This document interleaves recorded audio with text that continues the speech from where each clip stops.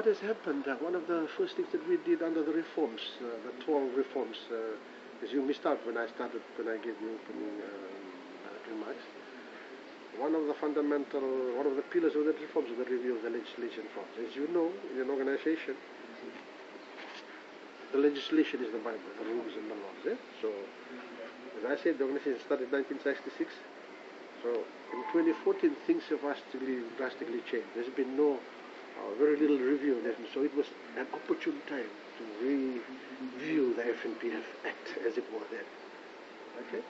So, the long-awaited reforms, which much talked about pension reform. This was in 2011, and then we actually started the new wage in 2012. So one of the first things we did was to review the legislative structure, the laws surrounding the FNPF, to make it more modern, to make it more efficient, to have it more teeth, to enable us to carry out our role. So the review of the law enabled us to give us that power, that teeth to actually enforce, to go out and do our job, which is collection of contributions, going after people that are defaulting on employees.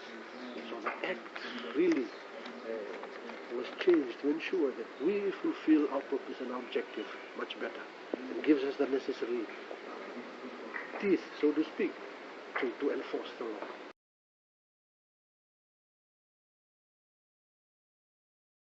Finally, we would also like to address you on victimization of employees. I believe there's also a lot of media coverage that has been done on this, but this is basically the right of a worker to come to FNPF to inquire about whether their contributions have been paid to their account.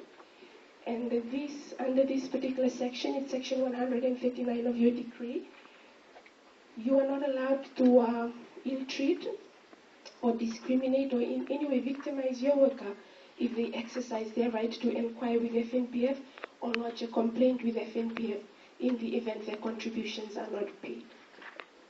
So in the event we do find evidence through our inspectors that they have been victimized, according to the provision of section 139, there's a penalty that's mandated, which is 200 penalty units or 2 years imprisonment or both.